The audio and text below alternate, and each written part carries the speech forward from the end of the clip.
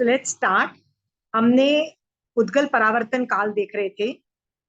हमने देखा था कि पुद्गल परावर्तन काल है, ये गणनीय काल में नहीं आता है क्योंकि ये बहुत बड़ा है। ठीक है, तो गणनीय काल बहुत छोटी चीजों को हैंडल करता है और गणनीय के बाद उपमय आता है। उपमा से जो टाइम व्यक्त किया जा सकता है उसको उपमय काल बोलते हैं। उपमय काल में सबसे छोटा पल्योपम है। पल्योपम से 10 कोड़ाकोड़ी पल्योपम 10 कोड़ाकोड़ी पल्योपम गुना करने पे एक सागरोपम आता है। ठीक है, सागरो 20 कोड़ाकोड़ी सागरोपम का एक काल चक्र होता है और अनंत काल चक्र का एक पुद्गल परावर्तन काल होता है। ठीक है, तो समझ सकते हो कि हम गणनीय सॉरी उपमय काल का बहुत बड़ी चीज कर रहे हैं। छोटी चीज हम खत्म कर चुके हैं, बड़ी चीज हम लोग डिस्कस कर रहे हैं। तो पुद्गल परावर्तन हमने देखा था पिछली क्लास में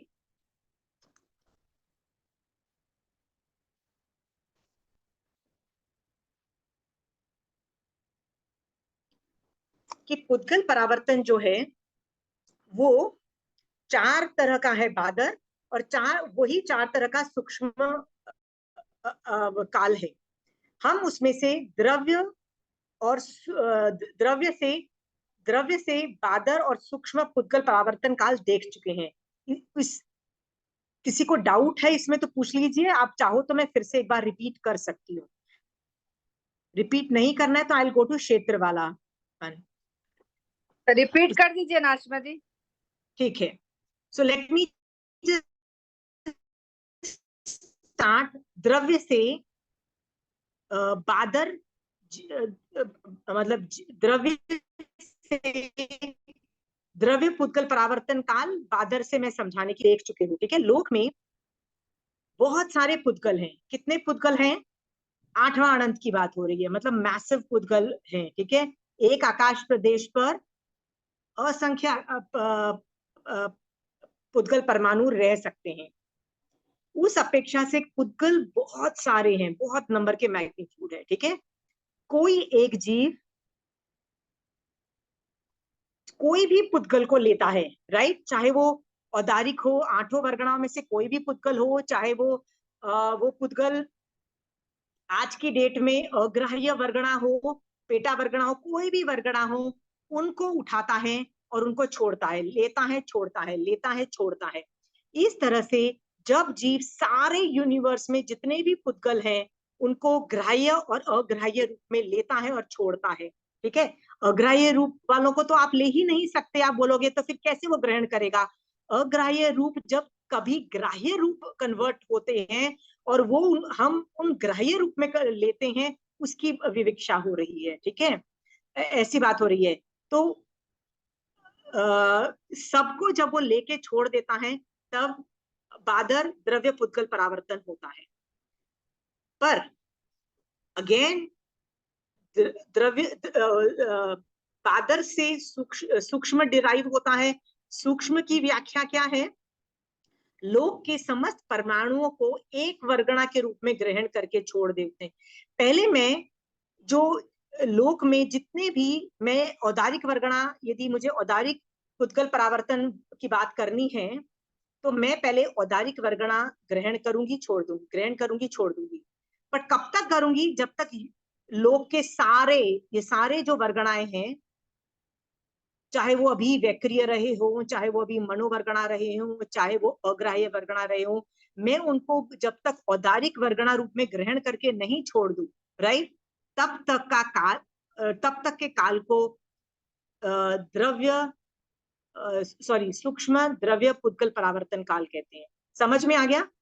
जैसे वैक्रिय, जैसे औदारिक का बोला मैंने, वैसे ही वैक्रिय का समझना, वैसे ही मनोवर्गणा का समझना, वैसे ही 8 वर्गणा में आहारक वर्गणा को छोड़कर, नहीं आहारक शरीर, हाँ, आहारक वर्गणा को छोड़ के 7 वर्गणाओं का पुद्गल परावर्तन काल होता है। ये समझ में आ गया? अभी डाउट्स है तो पूछिए।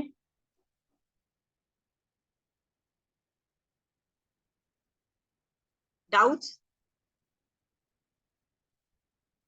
Clear? I am going to the second one. आपको ये भी समझ में आ गया होगा कि सूक्ष्म जो है वो कितना बड़ा है। ये समझ में आ रहा है ना, कितना बड़ा राशि है, राइट? क्योंकि जस्ट इमेजिन करो, एक वैक्रिय वर्गणा पड़ा हुआ है कहीं पे, ठीक है, या अग्राह्य वर्गणा पड़ा हुआ है।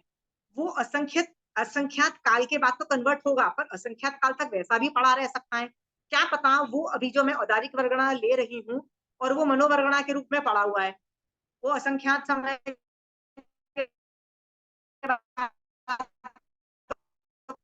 कन्वर्ट होगा।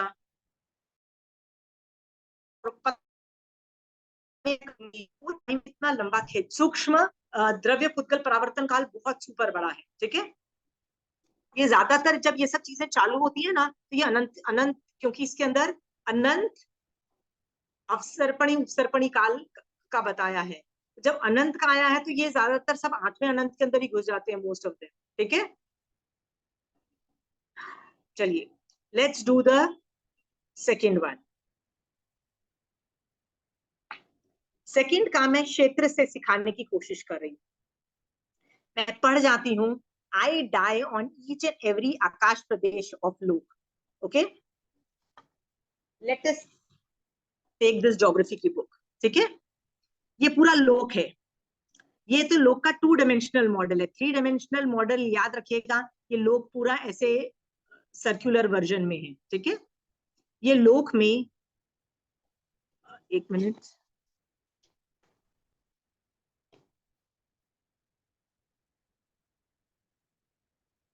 ये आकाश प्रदेश है, आपको दिख रहे हैं इसमें कितने आकाश प्रदेशों की श्रेणी है, उसमें कितने सारे आकाश प्रदेश है। तो जब मैं यहाँ पे इस आकाश प्रदेश पे मरती हूँ, फिर इस आकाश प्रदेश पे मरती हूँ, फिर इस आकाश प्रदेश पे मरती हूँ, फिर इस आकाश प्रदेश पे मरती हूँ, फिर इस आकाश प्रदेश पे मरती हूँ, फिर इस आकाश प्रदेश पे मरती हूँ।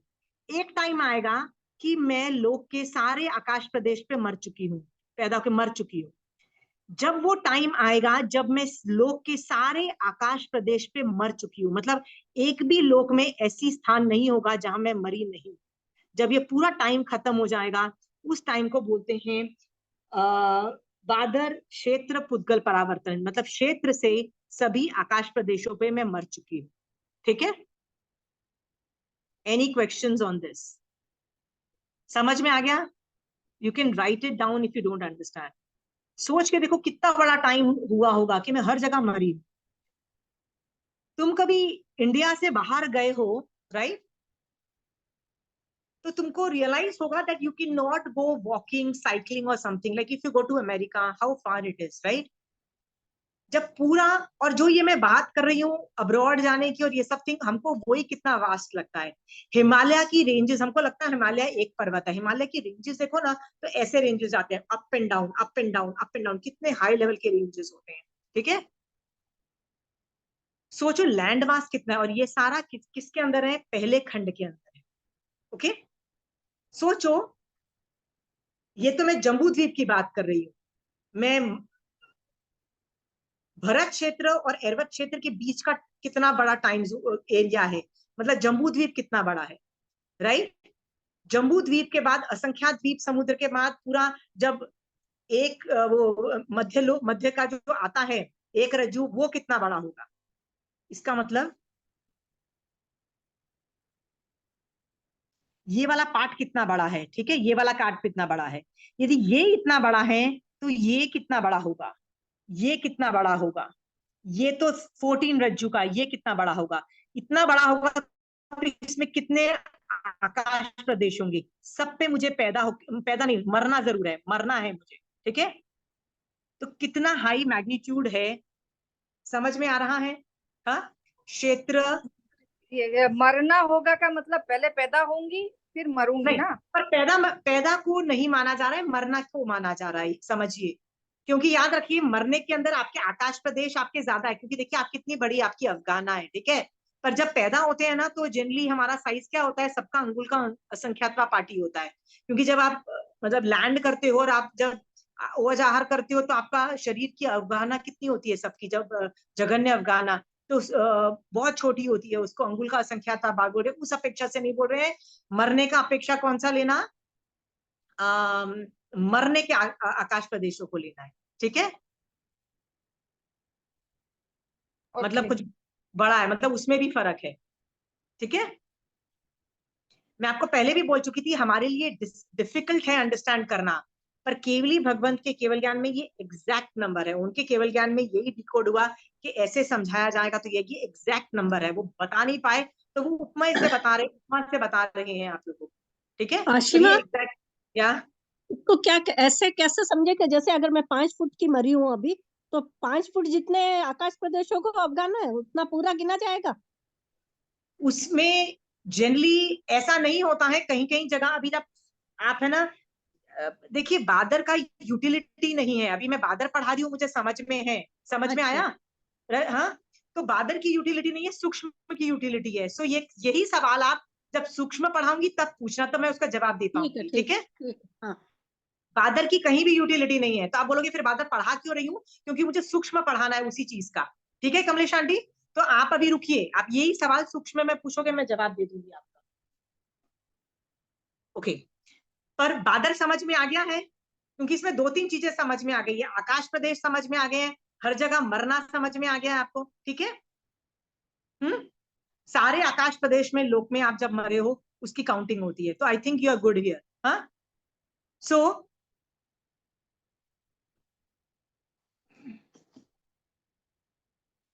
अभी मैं इसी का क्षेत्र का मैं अभी सूक्ष्म पढ़ा रही हूं, ठीक है। सूक्ष्म में का की वैल्यू है, सूक्ष्म क्या है, I die in sequential form on each आकाश प्रदेश। इसका मतलब क्या है कि मान लीजिए ये लोक है, मैं यहां पे मरी हूं अभी, ठीक है। इसके बाद मुझे जो उसके नेक्स्ट सीक्वेंस में जो उसके साइड में जो आकाश प्रदेश है ना, उस पे मरना है। फिर सेकेंड बार मैं मान लीजिए सेकेंड बार तो उसके पास में ही मर गई, पर थर्ड बार मैं यहाँ पे मरी हूं, तो उसकी काउंटिंग, मतलब उसकी तब तक टाइमर चलता रहेगा, मतलब सूक्ष्म पुद्गल परावर्तन चलता रहेगा, पर उसकी काउंटिंग हम गिनेंगे नहीं। जब तक मैं, फिर ऐसा भी हो सकता है मैं इधर मरी, फिर मैं इधर मरी, फिर मैं इधर मरी, तब तक हमको उसकी वैल्यू नहीं, टाइमर चलता रहेगा। टाइमर कब, तब तक कब नहीं होगा, जब तक मैं ये थर्ड आकाश प्रदेश पे नहीं मरती हूँ।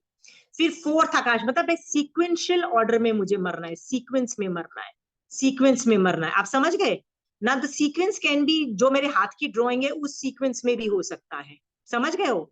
But it can be this sequence also, it could be any sequence, I don't care, but it has to be in a sequential form. Are we clear?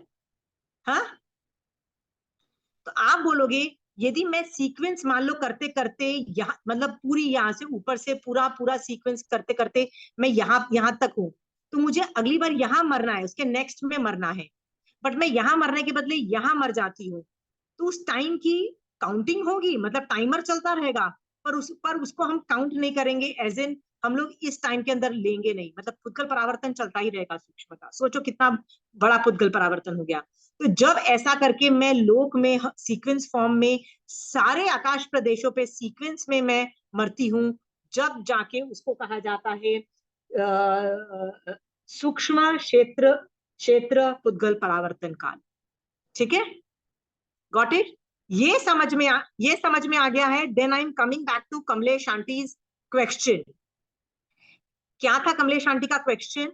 ये था कि मैं यहां मरी, पर मेरे मरने की अफगाना तो इतनी बड़ी है, मान लो इतनी, मतलब इतनी बड़ी भी नहीं है, मतलब आई एम सेइंग आई मैं इमेजिन मी स्टैंडिंग इन असंख्यात आकाश प्रदेश, तो उसमें से कोई भी यदि नेक्स्ट टू होगा वो मान लिया जाएगा। सिर्फ 8 रोचक प्रदेशों को नहीं लेना है। मेरे, जब मैं मर रही हूं तो मेरे आकाश प्रदेश जहां जहां हैं उनमें से कोई भी सीक्वेंस के अंदर आता है, मैं उसको ले लूंगी। Got it? नहीं कमलेश समझ में आंटी, आया। नहीं समझ में आया? ठीक है, मैं फिर से समझाने की कोशिश करती हूँ, ठीक है कमलेश आंटी। सूक्ष्म में ना सीक्वेंस में जाना है आपको लोक के अंदर, तो सीक्वेंस मैं पता है मरते मेरे वक्त, को। सीक्वेंस आपको समझ में आ गया कि वो वही हाँ, बादल सीक्वेंस समझा रहा पता है। है। हाँ, अभी मैं बता रही हूँ कि कैसे समझना। मैं मान लो मैं मरती हूँ, तो देखिए मैं अभी मर रही हूँ तो मैं कितनी बड़ी हूँ, मैं ऑलमोस्ट लाइक कितने मतलब ऑलमोस्ट लाइक 5 फीट 5 इंचेस का समझ लीजिए, इतनी सारे के अंदर मेरे असंख्यात आत्म प्रदेश होंगे, राइट। उनमें से कोई भी यदि नेक्स्ट सीक्वेंस के अंदर मैच खाता है तो उसको ले लिया जाएगा, समझ गए हो। बट इतना गैप होगा, मान लो एक एक हाथ का गैप आएगा और उसके बाद मैं मरी हूं तो उसको नहीं गिना जाएगा, नहीं, अंडरस्टूड। अच्छा, मेरा मतलब ये था कि जैसे मैंने अभी इस आकाश प्रदेश पर मैं मरी थी पहले, आप उसके एक आकाश बाद में प्रदेश आज पर मैं, मर नहीं सकते कमलेश आंटी, एक हाँ आकाश नहीं, प्रदेश। हाँ नहीं, एक पर नहीं मर सकते, वही पूछ रही हूँ, बस वही समझना है मेरे को। तो अगर मैं आत्मा 5 फुट की प्रति, मरी हूँ तो 5 फुट के सारे आकाश प्रदेशों को लेना है। इनमें से कोई भी यदि सीक्वेंस के साइड में आ रहा है तो उसको ले लिया जाएगा। हाँ, मतलब पूरे के पूरे 5 फुट को लेना है, ले लिया पूरे जाएगा। पूरे 5 फुट को लेना है, जरूरी नहीं कि 8 रोचक प्रदेशों को ही सीक्वेंस में फिट करना है, अच्छा, नहीं ठीक नहीं है। करना है। नहीं, ये रोचक प्रदेश को नहीं लेना है। पूरे 5 फुट यदि आप हो तो पूरे 5 फुट में से यदि कोई सीक्वेंस में साइड में आता है उसको ले लिया जाएगा, ठीक है आंटी, अच्छा, ठीक है, ठीक। समझ में आ गया। हाँ, नेक्स्ट सवाल पूछिए, मैंने पढ़ा दिया ये जितना पढ़ाना था। या मेरे को एक पूछना है, यदि हम लोग की हाइट 5 फीट है तो उसके अंदर जो आत्म प्रदेश हैं वो जैसे 5, 8, 6, 7 ऐसे, या वो कंटिन्यूअस एक लाइन में चलते हैं, 5, 6, 7, 8, 9, 10 ऐसे होगा? नहीं ना? सवाल ही नहीं समझ में आया, फिर से बोलिए। यदि मेरे आत्म प्रदेश जिस आकाश प्रदेश को अवगाढ़ है वो हाँ, आकाश प्रदेश माने जाएंगे। अब जो आकाश प्रदेश मैंने अवगाढ़ किए हैं उनकी जो सीक्वेंस होगी वो एक जैसी थोड़ी होगी, वो तो कुछ भी हो सकता है ना। आपने आधे में ज्वाइन किया है ना। हम्म। लोक के आकाश प्रदेशों को सीक्वेंस रूप में करना है, मेरे आकाश प्रदेश को सीक्वेंस रूप में नहीं। नहीं करनी है वही।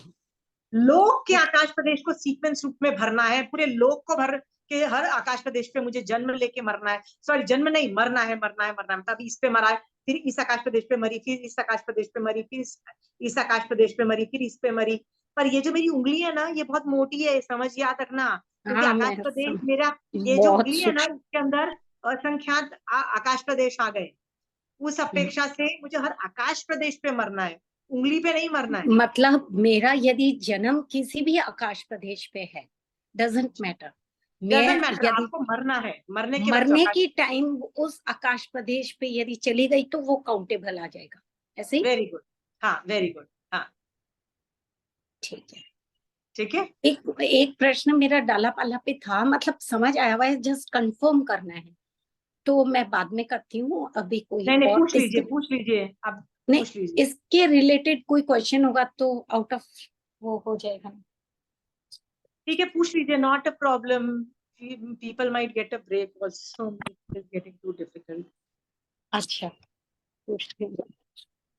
एक तो मेरे को कंफर्म ही करना है, पहली बार जहाँ पे राई और एक द्वीप, एक समुद्र में राई डालते डालते जहां खत्म हुआ है उसके आगे से नेक्स्ट स्टार्ट करना है, राइट? हाँ, अब जो हम लोग स्टार्ट नेक्स्ट कर रहे हैं 50 के बाद 51, 52, 53 लाइक दिस, तो अब काउंट जो होगा वो ऑलवेज जम्बू द्वीप से काउंट होके वहां तक जाएगा, हाँ वेरी ऑलवेज। गुड, ऑलवेज अनवस्थित पल्ले उतना ही बड़ा बनेगा, हमेशा उतना बड़ा बनेगा। मतलब डालना उसके आगे से है, चाहे हाँ शलाखा पल्य है, हाँ, अनावस्थित डालना पल्य उसके है, आगे से है, पर उसकी जो बट मेजरमेंट है काउंट वो जम्बू द्वीप से उसमें वहां नेक्स्ट वाले तक नेक्स्ट काउंट। लास्ट वाले तक जो भी है वो ही हाँ काउंट हाँ कर। जी, हाँ हाँ हाँ, ओके, चलिए, थैंक यू, वही कंफर्म करना था एक बार। ठीक है, थैंक यू। ओके। सो अभी आपको इस क्षेत्र से बादर और सूक्ष्म उद्गल परावर्तन में डाउट है कि तो पूछ लीजिए। देखिए आप अभी लिख लीजिए, फिर इसको सोचने बैठोगे ना तो एक एक को लेके सोचोगे ना, तब आपको इसकी विशालता समझ में आएगी। अभी अभी सिर्फ लिख लो, समझ लो। फिर भी मैं आपको वो गुजराती के मेरे पास कुछ नोट्स हैं, मैं उसके फोटोकॉपी मतलब वो स्कैन करके आपको जरूर भेजूंगी। मैंने आपको ये भी बता दिया है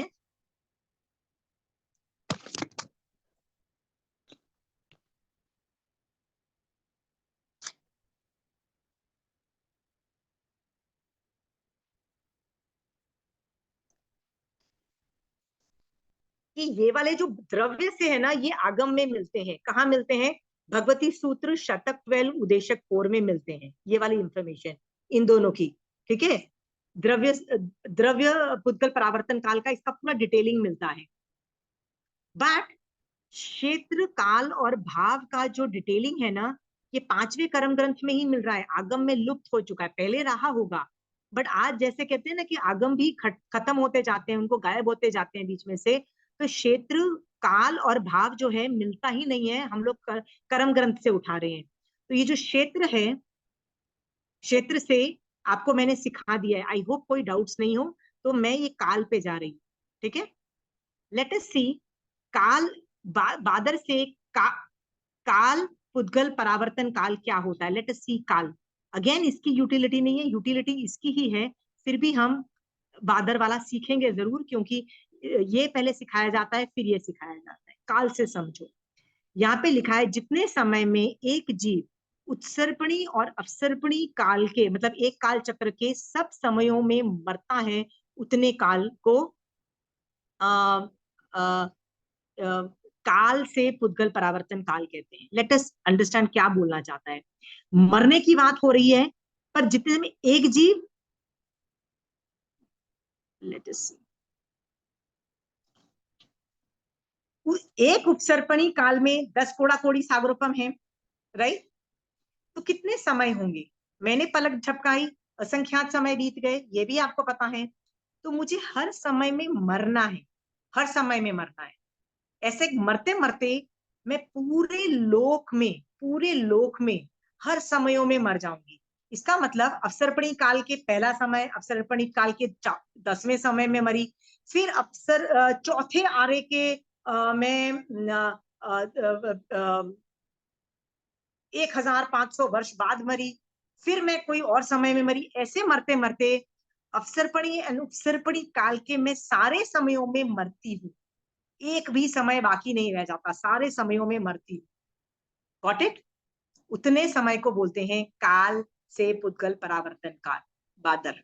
ठीक है, ये कंटिन्यू होना जरूरी नहीं है भाई। एक चीज पढ़ो, सूक्ष्म का सवाल अभी क्यों पूछ रहे हो प्रमिला? जब खिचड़ी बना दोगे, आप सूक्ष्म का आगे जंप कर रहे हो, सीक्वेंस में पूछ के आपने खिचड़ी बनाई। प्लीज मत खिचड़ी बनाओ, आप पहले समझो क्या बोला जा रहा है। आप है ना जंप करके सूक्ष्म की व्याख्या कर रहे हो, क्यों व्याख्या की आगे की? आप जंप मत करो, मैं बादर पढ़ा रही हूँ, आपको वापिस बोल रही हूँ। देखिए प्रमिला जी, आप उनके सवाल आप आगे जाओगे ना। देखिए, अब मेरी बुक्स देखिए, मैं जब बादर पढ़ा रही हूँ काल से, तो आप सूक्ष्म की व्याख्या कर रहे हो। मैं बादर को मुझे पढ़ाने दो ना, आप बोल रहे हो नहीं सीक्वेंस में, तो सीक्वेंस का यहाँ आएगा। आप जो पढ़ाया जा रहा है वो पढ़िए ना, आप आगे को पढ़ के ना आप सामने वाले आदमी को भी कंफ्यूज कर दोगे।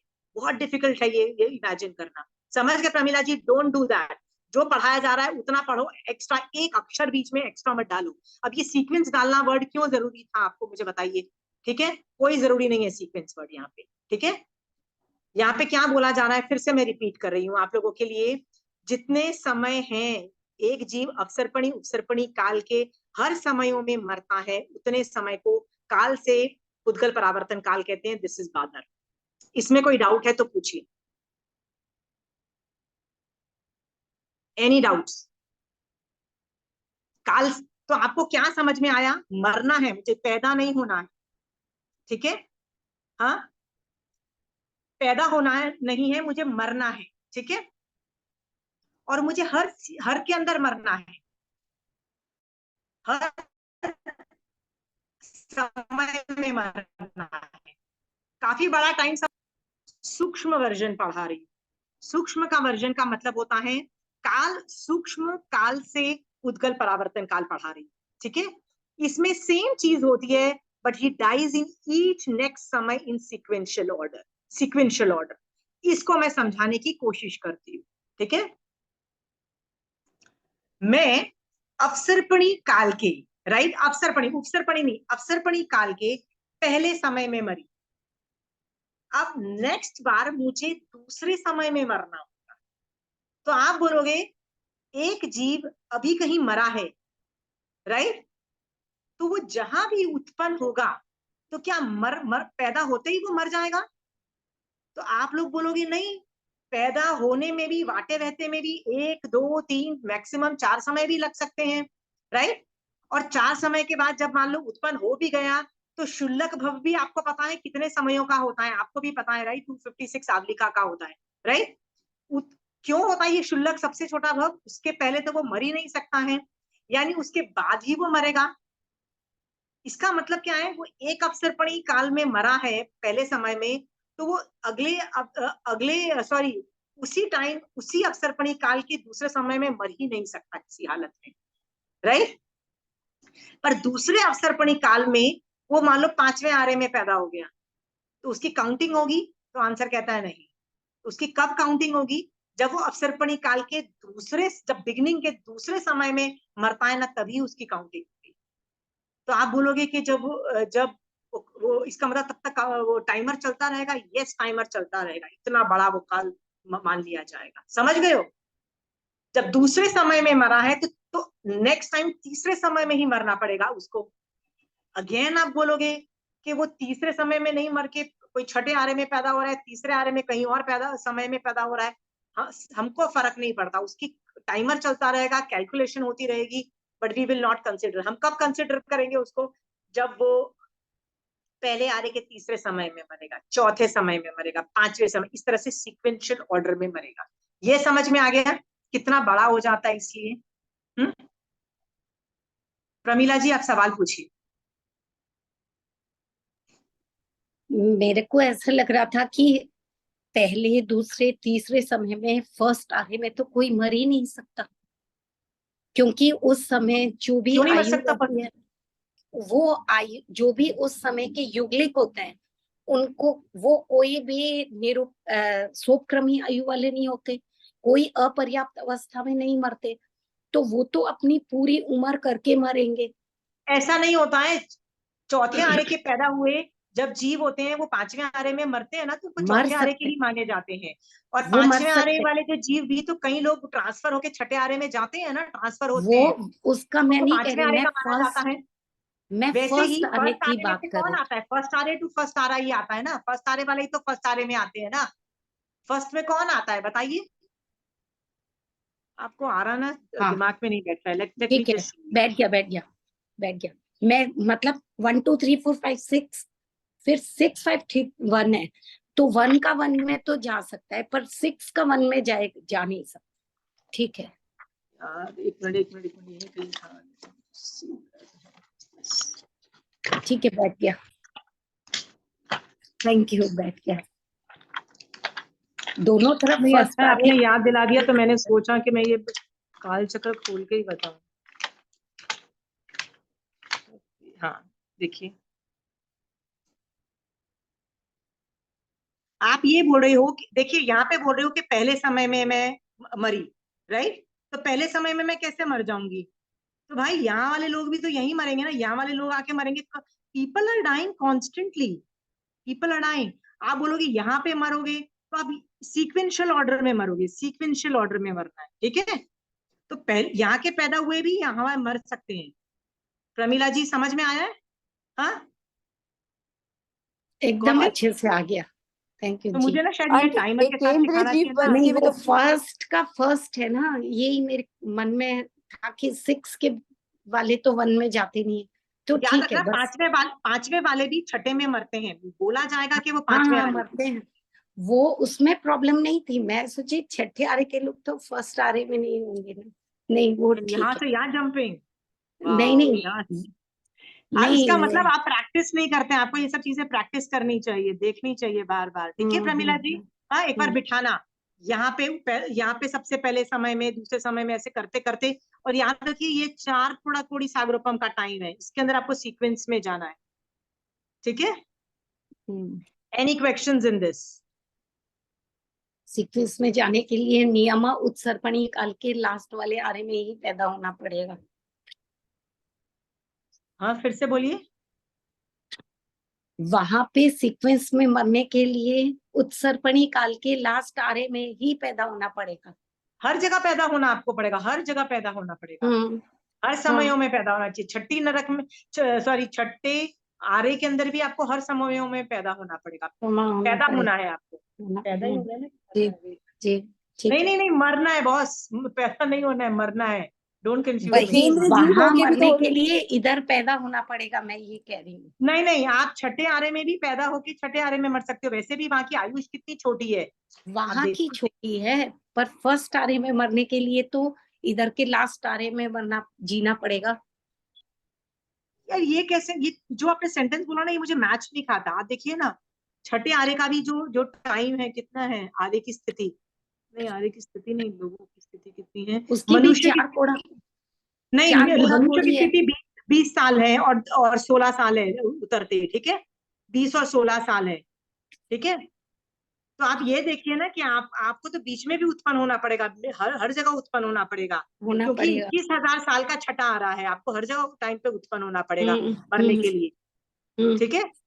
ऐसा जी। थोड़ी ना कि 5वें आरे में पैदा नहीं होके नहीं फिर नहीं। छठे आरे को कैसे कवर कर जाओगे, क्योंकि ना। Maximum you can live for is 20 years, ठीक है। हम्म अभी भी देखो 5वें आरे में भी लगते आरे को 100 साल है, गिरते हुए को 20 साल है।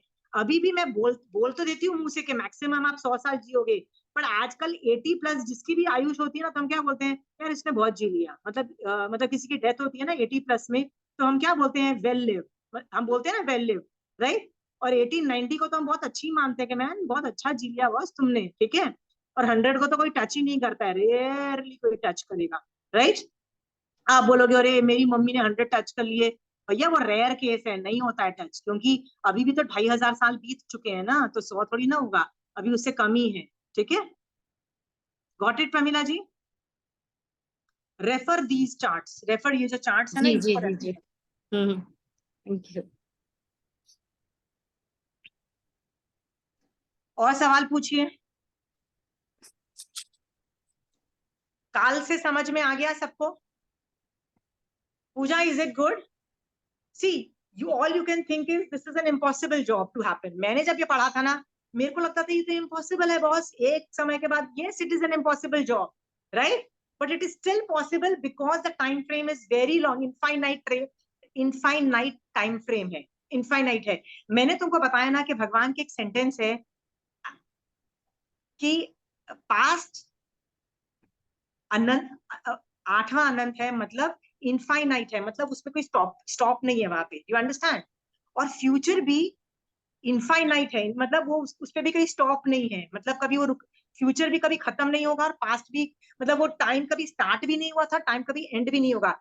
यही चीज तो बता रहा है पुद्गल परावर्तन काल, क्योंकि उपमय काल में सबसे बड़ा पुद्गल परावर्तन काल है, इससे बड़ी कोई चीज नहीं है। तो इसमें हर चीज ही अनंत में अनंत से तो चालू होती है ये। सोचो, एक पुद्गल परावर्तन काल कितने का है, तो भगवान बोलते हैं अनंत काल चक्र का है। अनंत, तो अनंत से तो भाई हम स्टार्ट कर रहे हैं, राइट। तो भैया एंड किससे करेंगे, जब सूक्ष्म की बात हो रही है तो एंड किससे करेंगे, भाई 8वें अनंत। अनंत की बात कर रहे हैं, हर चीज में साला वो 8वें में ही घुस जाता है, 8वें अनंत में घुस जाता है, ठीक है। आप देखिए आगम के अंदर भी वर्ड्स ये यूज होंगे, अनंत अनंत, अनंत अनंत 2 बार वर्ड्स आगम की लैंग्वेज में वर्ड्स यूज हुए, अगर मैंने मार्क करके लिखा है अनंत अनंत 2 बार वर्ड्स जहां भी यूज होता है, इट मीन्स ये 8वां अनंत की बात हो रही है। इट मीन्स दैट बिग, जो 8वां वाला अनंत जिसके अंदर बहुत बड़ा रेंज आता है, उसके अंदर चले जा रहे हो, ठीक है। तो बिगिन कहीं से भी करो, कोई भी अनंत से करो, घुस जाएगा वो 8वें अनंत के अंदर, राइट। तो ये सारी चीजें जब मैं पढ़ाती हूँ ना, तो जब मैंने पहली बार पढ़ा था मेरे को ऐसे लग रहा था इम्पॉसिबल, मैं इस आकाश प्रदेश पे भी मरी हूँ, how do I die at the next आकाश प्रदेश, yes it is an impossible job. पर कितने लॉन्ग टाइम के बाद कभी ना कभी तो ऐसा कोइंसिडेंट होगा ना कि मैं इसके नेक्स्ट आकाश प्रदेश पे मरूं, दैट इज पॉसिबल। उसके भी इनफाइनाइट टाइम के बाद, अनंत टाइम के बाद, क्या पता मैं नेक्स्ट आकाश प्रदेश पे मरूं, उसी टाइम को कैलकुलेट करके करके करके ये सबसे बड़ा बड़ा टाइम फ्रेम आ रहा है, समझ में आ गया? सो इम्पॉसिबल, बहुत सारे इम्पॉसिबल्स को ज्वाइन करोगे ना, ये वाले इम्पॉसिबल्स को ज्वाइन करोगे ना, तो 8वें अनंत में घुस जाओ, ठीक है। पर ये थियोरी समझ में आ रही है ना किसी को? नहीं समझ में आ रही है तो डिस्कस, बिकॉज पढ़ाने वाला ऐसे ही पढ़ाएगा। हम्म, आराम से बैठ के भगवान का विनय करके इसका मैग्नीट्यूड सोचने की कोशिश करना। बस ये याद रखना, मरने के वक्त जब आप उत्पन्न होते हो ना, तो उत्पन्न होने के लिए भी वाटे वहते के 1 2 3 समय को याद में रखना, फिर उत्पन्न होने के वो शुल्लक भव को समझना, तो समझ जाना कि आप वही फास्ट फास्ट फास्ट उत्पन्न नहीं हो सकोगे। इतनी फास्ट फास्ट फास्ट उत्पन्न तो फिर भी हो जाओगे, मरोगे कैसे इतनी फास्ट फास्ट फास्ट? मतलब उत्पन्न ही नहीं हो पाओगे फास्ट फास्ट फास्ट, तो मरोगे कैसे फास्ट?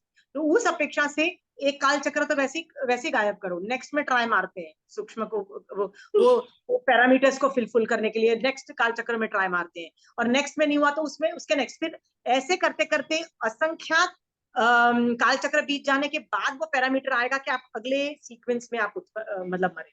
याद रखना। समझ में आया? बिल्कुल। ठीक।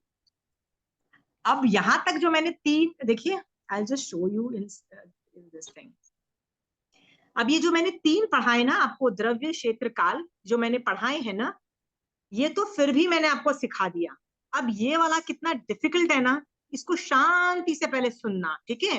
फिर मैंने इसको कंचन आंटी की किताब से आपको पढ़ाने की पूरी कोशिश करूंगी और आपको समझाने की कोशिश करूंगी, क्योंकि ये सबसे दिखाई देता है सबसे बड़ा, और ये हालत खराब कर देगा सोचने में। फिर भी मेरी पूरी कोशिश है कि आपको समझ में आएगा, ठीक है? पहले मैं बादर वाला पढ़ा रही हूँ। बादर भा से पुद्गल परावर्तन काल। लेट्स स्टार्ट दैट, ठीक है? रस बंध के हेतुभूत कषायों के अध्यवसाय। मैं सिर्फ इस सेंटेंस को समझाने की कोशिश करती हूँ, ठीक है?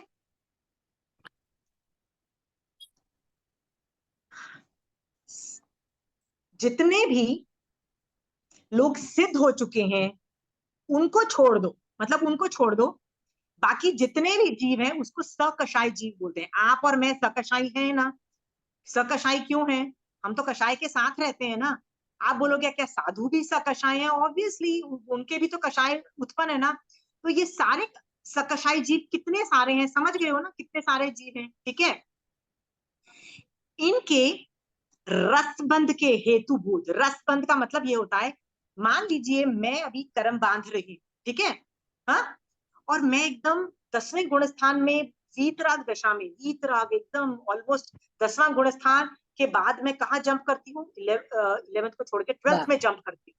तो 12वें गुण स्थान में मेरे पास कषाय भी नहीं है, ठीक है?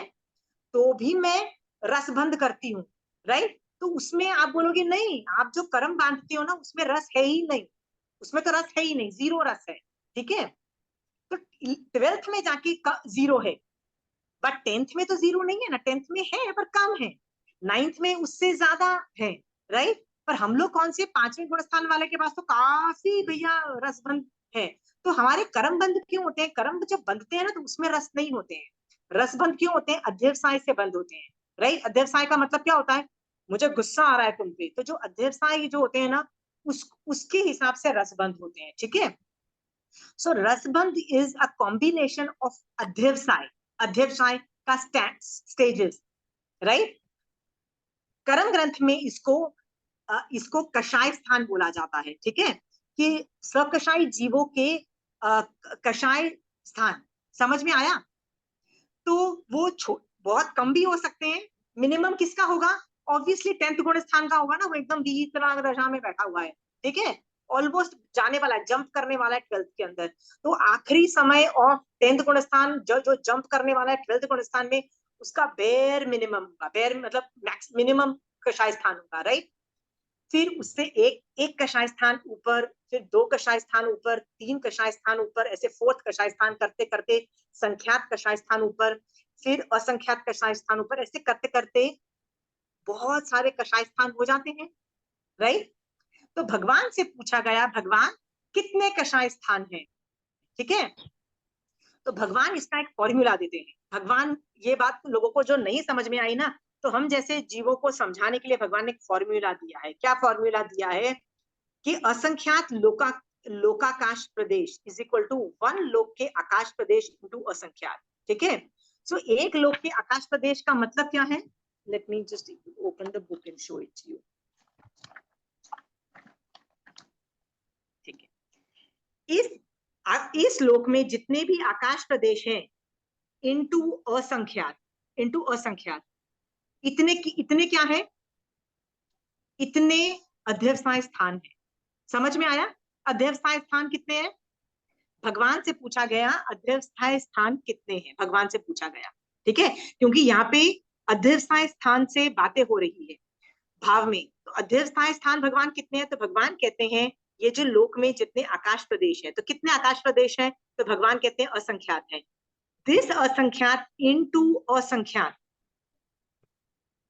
इंटू असंख्यात, इतने टोटल अध्यवसाय स्थान है, पूरे यूनिवर्स में अध्यवसाय स्थान है।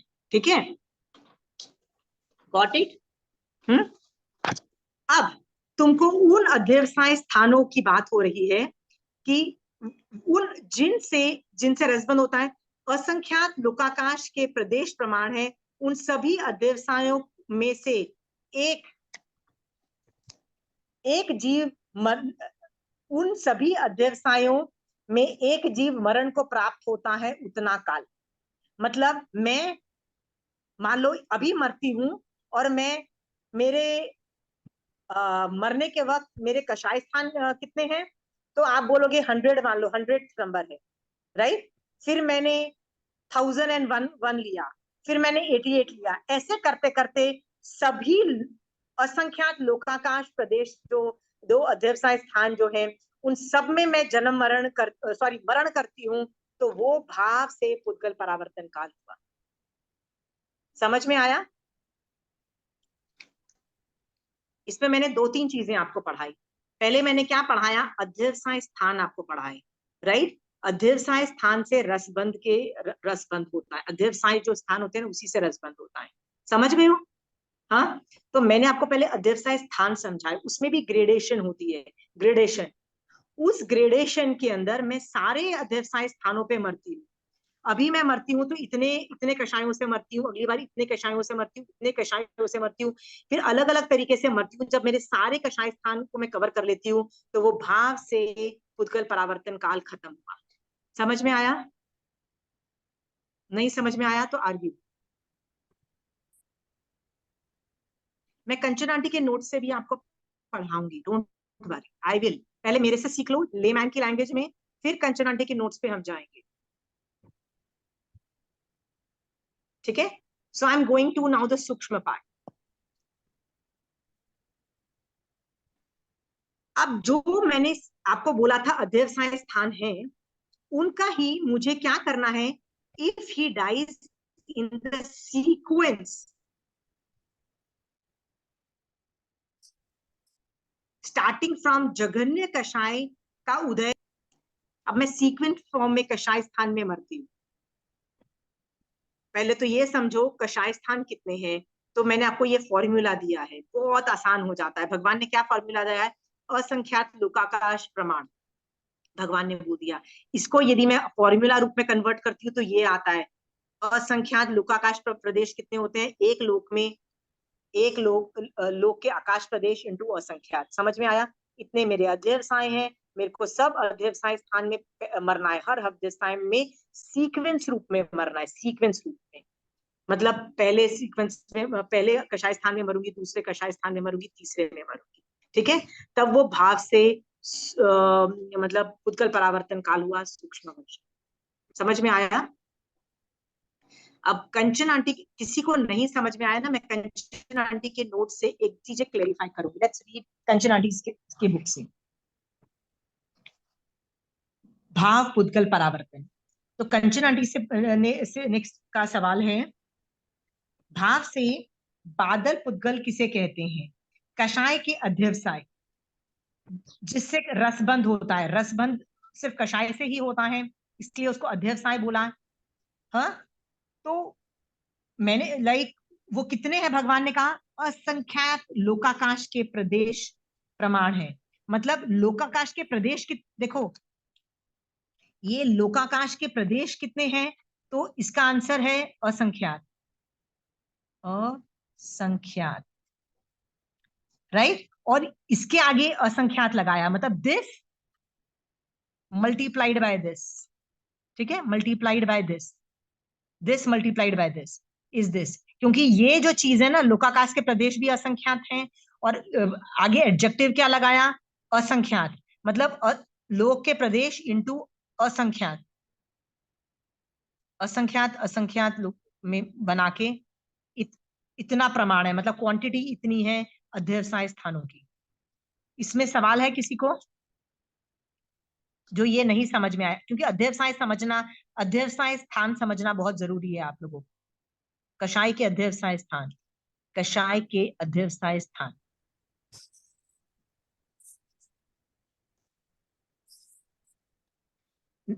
पूछिए, मैं सवाल नहीं आ रहा है तो पूछूं? पूछिए। अध्यवसाय हम लोग कोई मेजरिंग स्केल से नाप तो नहीं सकते, जैसे हम लोग क्षेत्र को नाप सकते हैं, देखिए, काल आपको एक चीज काल के बताती हूँ। समय को देख सकते हैं, लेकिन अध्यवसाय तो कोई मेजरिंग स्केल है ही नहीं। नहीं, इसीलिए मैं आपको एक चीज समझाने की कोशिश करती हूँ। मेरे को ये टॉपिक बड़े अच्छे से नहीं समझ में आया।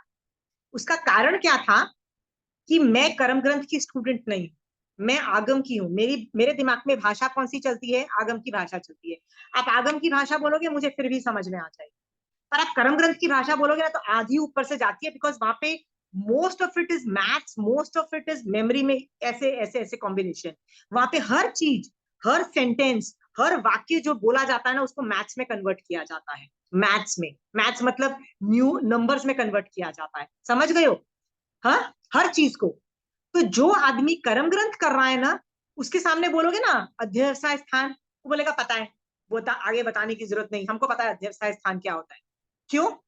क्योंकि उन्होंने सोचने, मतलब जो मैं मेरे कषाय के अध्यवसाय है ना, उसको नंबर वर्जन में कन्वर्ट किया हुआ है, नंबर में, कि मैं मिनिमम मिनिमम कषाय, थोड़ा ज्यादा कषाय, थोड़ा ज्यादा कषाय, उसको नंबर वर्जन में कन्वर्ट किया हुआ है। तो यदि किसी भी कर्म ग्रंथ के स्टूडेंट को बोलो कि तुम्हारा अध्यवसाय स्थान, वो क्या बोलेगा? समझ में आ गया, आगे सेंटेंस सिखाने की जरूरत नहीं पड़ती है, राइट? पर मेरे जैसों को आगम से, मैंने ये पूरा आंटी की थ्योरी पढ़ ली, वो गुजराती के नोट से पढ़ ली, फिर भी मैं कंचन आंटी से पूछ रही हूँ, आंटी ये अध्यवसाय स्थान कुछ घुसा नहीं दिमाग में। फिर आंटी पता क्या बोलती है? कोई बात नहीं आशिमा, जब तुम कर्म ग्रंथ करोगी ना तुमको समझ में आ जाएगा। मैंने कहा आंटी मैं तो अभी कर्म ग्रंथ अभी तो करने वास्ते रही, अब नहीं भी समझ में आएगा ना तो मैं क्या सोचूंगी? हाँ, जो केवली भगवंत के दिमाग में जो चल रहा है ना वो सही, तत्व केवली गम्य करके मैं तो आगे निकल जाऊंगी, मुझे सीखने की जरूरत नहीं है। बट ये चीज बहुत बड़ी है, मैं इसलिए बोल रही हूँ, मेरे को नहीं समझ में आ रहा, बट आपको समझ में आ सकता है यदि आप कंचन आंटी के नोट्स को बार बार रेफर करोगे ना। क्या पता आप इस सेंटेंसेस को नंबर फॉर्म में कन्वर्ट कर सको। ठीक है? नंबर फॉर्म में कन्वर्ट करके ना प्रमिला जी, आपको उसको सीक्वेंशियल फॉर्म में रखना है, और कुछ बात नहीं है। समझ में आया? हाँ, ठीक है। कंचन आंटी के नोट्स बहुत एक्सटेंसिव है, मैं पढ़ रही हूँ सारे, एक के बाद एक पढ़ रही हूँ। ठीक है? अध्यवसाय स्थान जस्ट मीन्स कि मेरे जो अध्यवसाय सबसे घटिया भी हो सकते हैं, मैं मारने के वक्त बहुत कषाय में भी हो सकती हूँ कि सालों का खून कर दो, मार डालो, ऐसे अध्यवसाय में भी हो सकती हूँ, राइट? ये कौन से अध्यवसाय है? शुभ और अशुभ भी हो सकते हैं, नहीं अशुभ भी है और शुभ भी हो सकते हैं। कैसे? मैं वीतराग दशा में हूँ और भगवान के बारे में सोच रही हूँ, प्रणाम भगवान को वंदन नमस्कार कर रही हूँ, राइट? जैसे कौन सा मेंढक था, वो नंद मणियार का वो जो था ना मेंढक, राइट? वो भी तो मर रहा है ना, मरने के वक्त उसके अध्यवसाय, कषाय है तो सकषाय जीव, उसके भी अध्यवसाय है। और अब वो उसका भी एक, मतलब एक इंडिकेटर है कि कौन से अध्यवसाय में मरा। समझ में आया? ठीक है? तो ऐसे हर, इसको स्टैंडर्डाइज करो। कंचन आंटी क्या बोलती है? अध्यवसाय के भी स्थान को यदि हम न्यूमेरिकल नंबर्स के फॉर्म में कन्वर्ट करें, ठीक है, तो इसका ग्रेडेशन आएगा और उस ग्रेडेशन में हर स्थान पे आपको मरना है। ठीक है? बस देखो, मेरे जैसे लोगों को भी तो ना आप जैसी बात में ना प्रमिला जी समझ में नहीं आता, तो मैं पूछती हूँ आंटी छोड़ो ना ये अध्यवसाय स्थान को, डायरेक्टली बताओ ना कितनी क्वांटिटी होती है। तो आंटी हम जैसे लोगों पे दया करती है और पता है क्या बोलती है हम जैसे लोगों को, कि देखो आशिमा, लोक में जितने प्रदेश है ना, तो मैंने बोला असंख्यात प्रदेश है। आंटी कहती है बस ऐसे असंख्यात लोक ले लो, राइट? उसमें जितने टोटल करके प्रदेश है ना, उतने अध्यवसाय स्थान है। मैंने कहा थैंक यू आंटी करके मैं आगे निकल जाती हूँ। समझ गए हो क्वांटिटी ऑफ अध्यवसाय स्थान कितनी है? फॉर्मूला से ना, फॉर्मूला इज अ छोटा वर्जन। आपको अध्यवसाय स्थान नहीं समझ में आ रहे तो क्वांटिटी देख लो कितनी बड़ी क्वांटिटी है, बस उसके आगे निकल जाओ। ठीक है? Any doubts on that?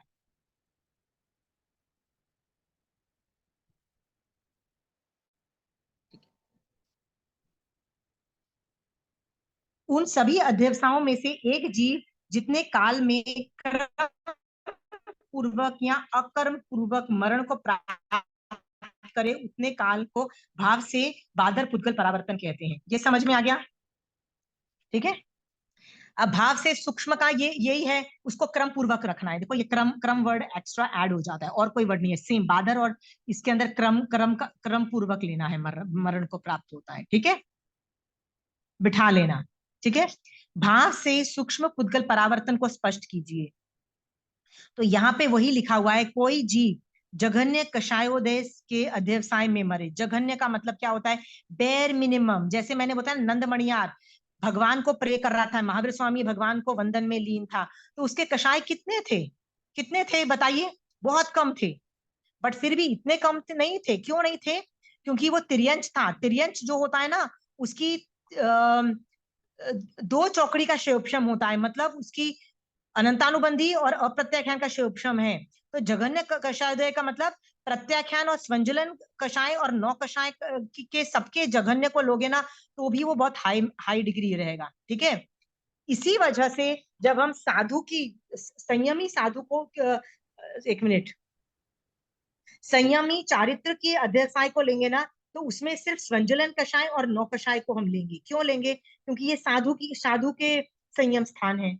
और वो भी संयम स्थान होने के बावजूद भी है, तो उसमें भी कषाय तो है ही ना। जितने भी वो संयम में, आज के आचार्य भी तो कषाय कर ही रहे हैं ना, उनका भी तो स्वंजलन कषाय और 9 कषाय चालू है ना, तो उनके भी जो ये स्थान होंगे ना, उसको अध्यवसाय स्थान बोला जाएगा। ये समझ में आ रहा है?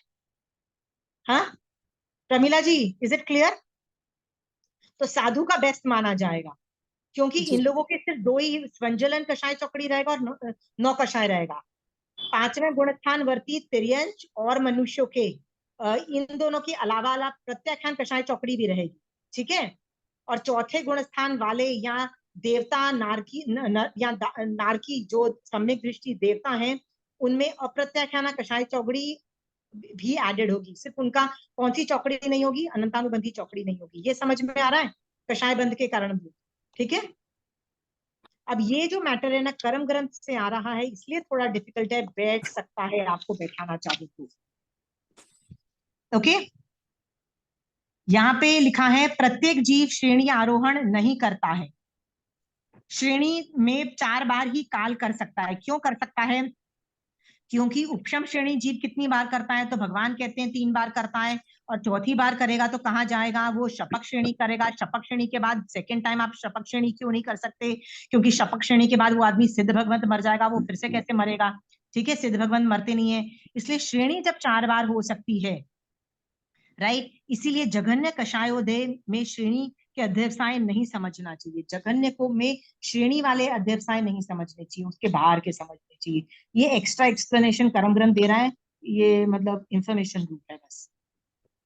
तो जघन्य कषाय के उदय श्रेणी में कब होता है? तो इसका आंसर है जघन्य कषाय के उदय श्रेणी के 10वें गुणस्थान के अंतिम समय में होता है। ये भी इंफॉर्मेशन रूप है। रसबंध किसे कहते हैं? कर्म पुद्गल नीरस और एक समान हो। आप कोई सवाल पूछ रहा था रिंकी दीदी? आपने सवाल पूछा था कोई? नहीं आशिमा, मैं ना बताने लगी थी कि जिसमें है ना जघन्य कषाय उदय के अध्यवसाय में मरे, जो सबसे पहला पॉइंट था, हाँ, तो उसमें कंचन आंटी ने बताया था कि एक इंद्रिय प्रयोग्य जीव होते हैं ना, जो उनके जघन्य कषाय उदय लेना है यहाँ पे। अच्छा ठीक है, मैंने आपको बताया ना, ये मैटर मेरे को इतना ज्यादा क्लियर नहीं है, क्योंकि ये वाला जो टॉपिक है ना, ये कर्म ग्रंथ का है। ठीक है, सो यदि कंचन आंटी ने किसी को पढ़ाया है और यदि वो एकेंद्रीय जीवों के अध्यवसाय ले रहा है, I M okay with it. Seriously मेरे को समझ ही नहीं आ रहा है ये वाला टॉपिक।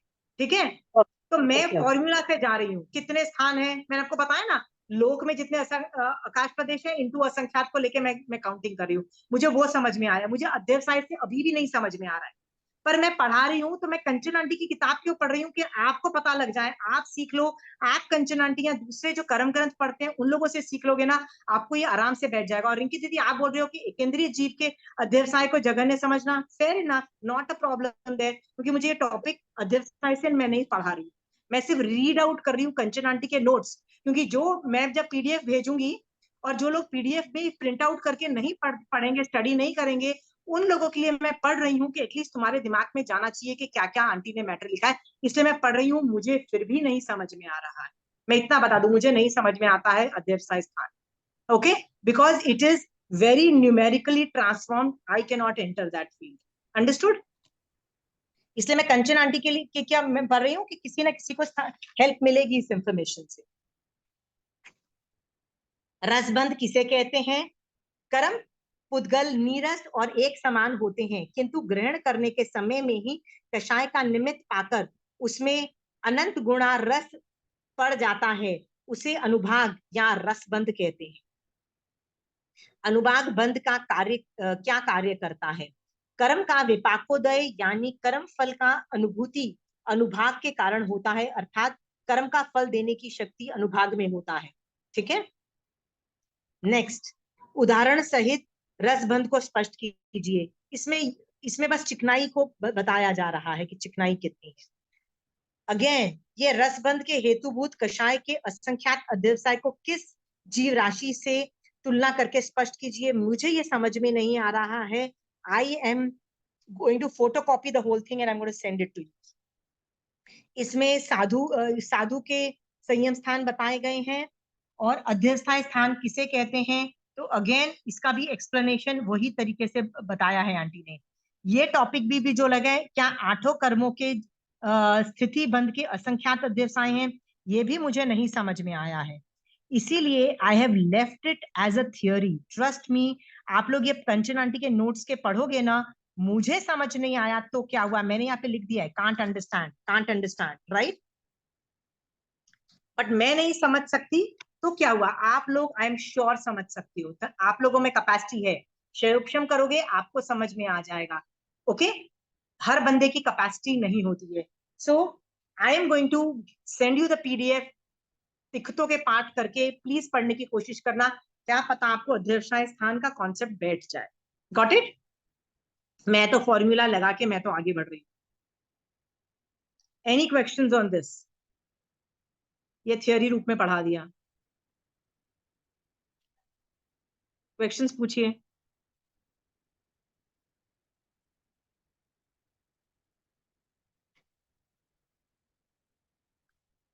किसी को सवाल नहीं है तो मैं मान के चल रही हूं कि आप लोगों के कॉन्सेप्ट बैठ गए हैं। ठीक है, अभी इसमें से एप्लीकेशंस करके बताती हूँ। ठीक है,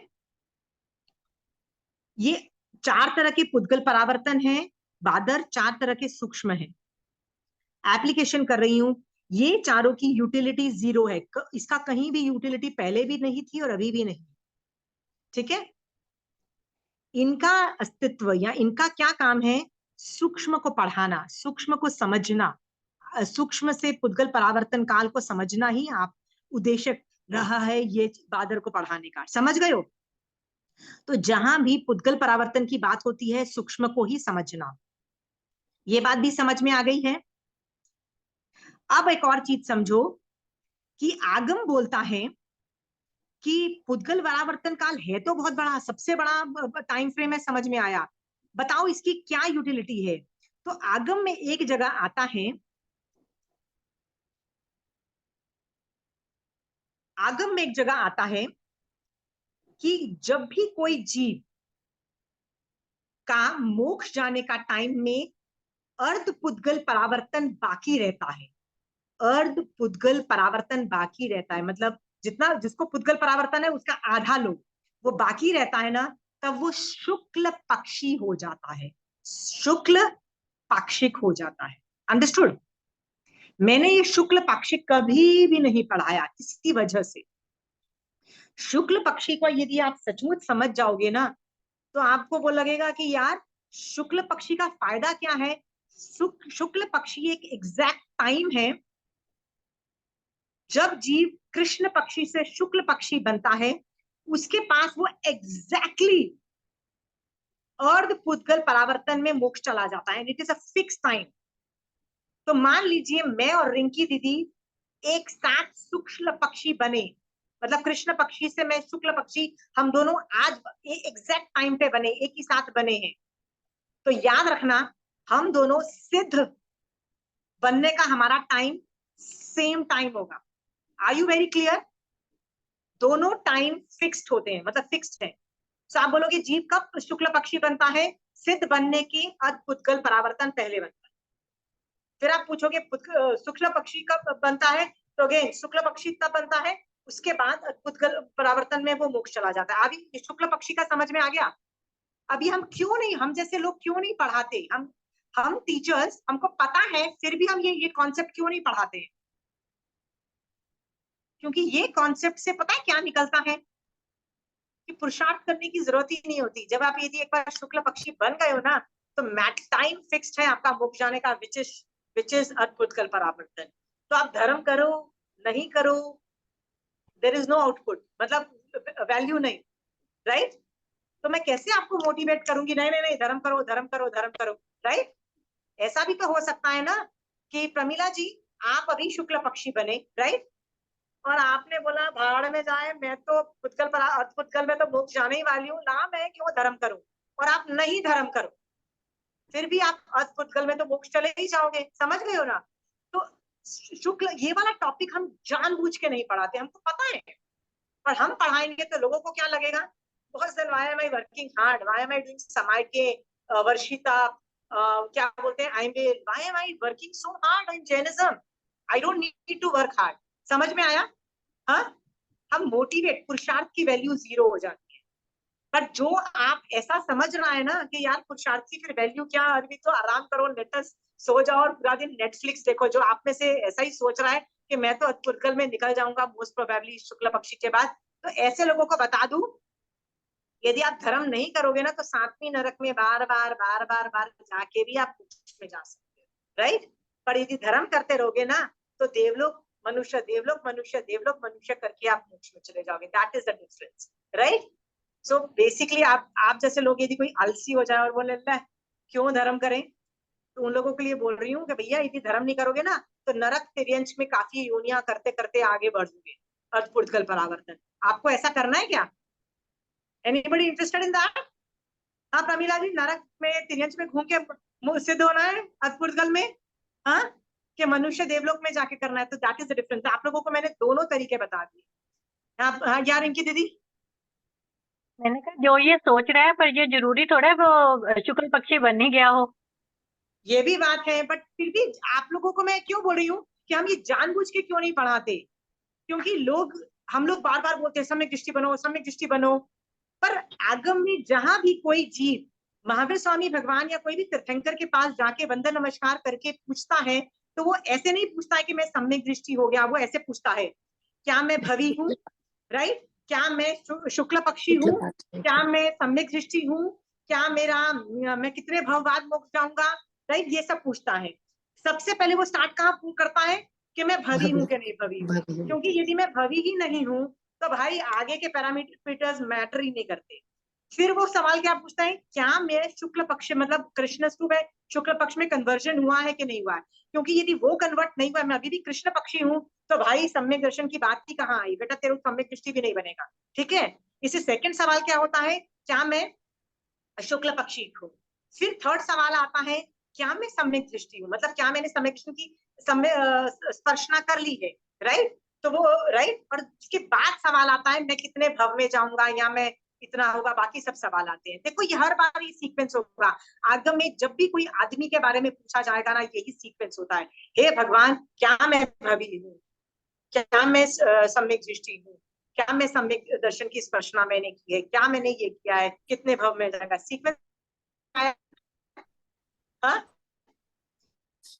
वाला सीक्वेंस भवी का समझ में आ गया? आज मैंने समझा रही हूँ, शुक्ल पक्षी का कॉन्सेप्ट बैठा, शुक्ल पक्षी और सिद्ध भगवंत में एग्जैक्ट टाइम फ्रेम है, ठीक है? फिर सवाल खड़ा होता है कि कौन सा जीव सम्यक दर्शन प्राप्त। तमिला जी आपका कोई सवाल था? नहीं, अनम्यूटेड होना इसलिए। Okay okay. शुक्ल पक्षी, शुक्ल पक्ष पे कोई सवाल है तो पूछिए। हाँ, जब हमें पता है कि अब मेरा काल अर्ध पुद्गल परावर्तन है, तो ये आधे की स्टार्टिंग कहाँ से? अभी मत लो, अभी मत करो, वो मैं लास्ट में बताऊंगी, वो मैं लास्ट में, आई एम जस्ट टॉकिंग। पहले आप थियोरी समझो ना, ठीक पहले आप थियोरी को ठीक समझो है। कि यूज कहाँ हो रहा है ये पुद्गल परावर्तन, समझ में आ जाएगा। तो वो 1 मिनट का काम है मुझे बताना तुम लोगों को, ठीक है। उसका जंप तो प्रमीला जी, आप क्यों इतने एक्साइटेड हो फ्यूचर का ज्ञान प्राप्त करने में? It's okay, let it flow. तीर्थंकर भगवंत भी एक समय में एक ही वाक्य बोल सकते हैं, राइट राइट, क्योंकि भाषा के रूल्स यही है, एक समय में एक ही बात बोली जा सकती है। Pramila ji, I come to that in a time, okay. तो पुद्गल परावर्तन को समझा रही हूं कि आगम में सिर्फ एक ही लाइन सेंटेंस मिलता है कि पुद्गल परावर्तन काल जिसका रहता है संसार में वो शुक्ल पाक्षिक बनता है। That's all which is said, और कोई सेंटेंस नहीं है, बस यही मैटर आगम बता रहा है। समझ में आ गया? अब शुक्ल पक्ष के अंदर किसी को डाउट है कि है तो पूछिए, जवाब सवाल जवाब मैं दोनों तरीके से जवाब दे चुकी हूँ कि वो इंफॉर्मेशन देख के आप लेजी भी हो सकते हो, उसमें पुरुषार्थ की वैल्यू ही 0 कर दोगे आप, ठीक है। बट पुरुषार्थ की वैल्यू जैसे ही 0 करोगे ना, फिर आपको याद रखना तिर्यंच और नरक के भव करते करते भैया जाओगे आगे, ठीक है। इसलिए कंचन आंटी कई बार बोलती है कि जो अनुत्तर विमान में जाने वाले लोग नहीं होते, जैसे जैसे एक आदमी था, क्या नाम था उसका, वो जिसने कड़वा तुम्बा खा लिया था, वेट अ मिनट, धर्म रुचि। अणगार। कौन? धर्म अणगार। हाँ, धर्म रुचि अणगार थे, ठीक है। उनके पास 7 लव एक्स्ट्रा होते, राइट, तो केवल ज्ञान प्राप्त करते और फिर मरते, क्योंकि जैसे केवल ज्ञान प्राप्त करते अगले समय में मर जाओ ना, केवल ज्ञान प्राप्त करो अगले समय में मर जाओ। जैसे गच्छकुमाल मुनि के अंदर भी यही हुआ ना, जब सर में अंगारे जले तो केवल ज्ञान प्राप्त किया, इन द नेक्स्ट मोमेंट ही राइट अंतगढ़ में जितने भी लोगों का वर्णन है, खड़ाखट केवल ज्ञान, खड़ाखट मर गए। सो नो प्रॉब्लम, आप केवल ज्ञान के अगले समय में मर सकते हो, नॉट अ प्रॉब्लम, ठीक है। बट ऐसे भी लोग हैं जिनको 7 लव की जरूरत थी, एक्स्ट्रा टाइम की जरूरत थी, उतना टाइम होता और केवल ज्ञान प्राप्त करके मोक्ष चले, मतलब केवल ज्ञान प्राप्त करके मर जाते तो मोक्ष मिल जाता। पर वो 7 लव का टाइम नहीं था और मर के कहाँ चले गए? अनुत्तर विमान में गए। अब सोचो अनुत्तर विमान का मतलब क्या है? 33 सागरोपम, बॉस वहां बैठे हैं, 33 सागर is a very long time. वो बात अलग है कि धर्म कर रही हैं, वो बात अलग है कि सुख में है, वो बात अलग है कि everything is perfect for them, I am not denying that, still बैठे तो फिर भी संसार में है ना। धर्म करने वाला तो संसार से निकलना चाहता है, तो ही is like bloody shit, I am still in संसार, understood, that concept is still there, right. और 33 सागर करने के बाद भी वो मनुष्य बनेंगे, राइट।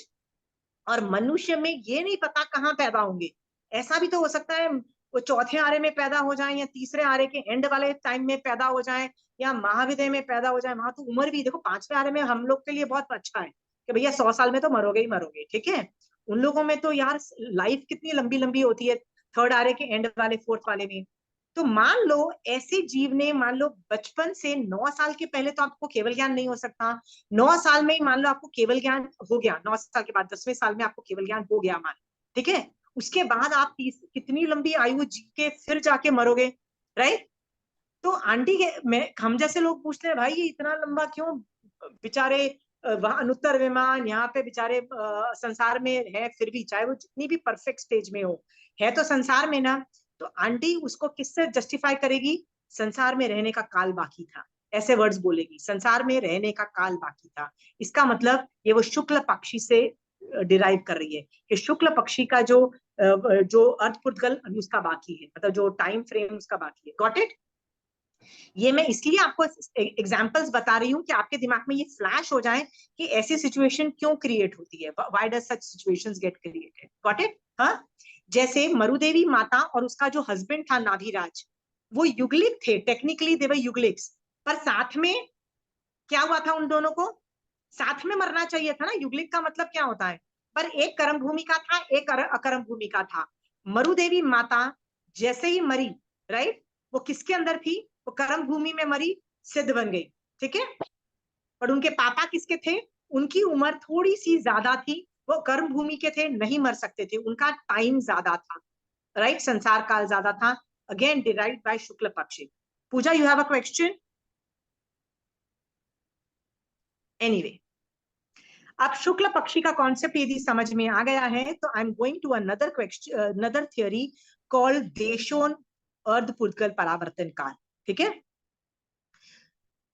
आगम बोलता है मैक्सिमम यदि मान लो मुझे सम्यक दर्शन हो जाता है, मान लो मुझे सम्यक दर्शन हो जाता है, तो मैं अंतर्मुहूर्त के अंदर मैं केवल ज्ञान प्राप्त करके मोक्ष जा सकती हूँ। जैसे मरुदेवी माता का एग्जाम्पल दिया जाता है, वो है जघन्य टाइम, मतलब अभी के सम्यक दर्शन हुआ, अभी केवल ज्ञान हुआ, अगले अभी मैं मर गई, मतलब लिटरली अगले अगले समय में ये सब चीजें हो सकती है।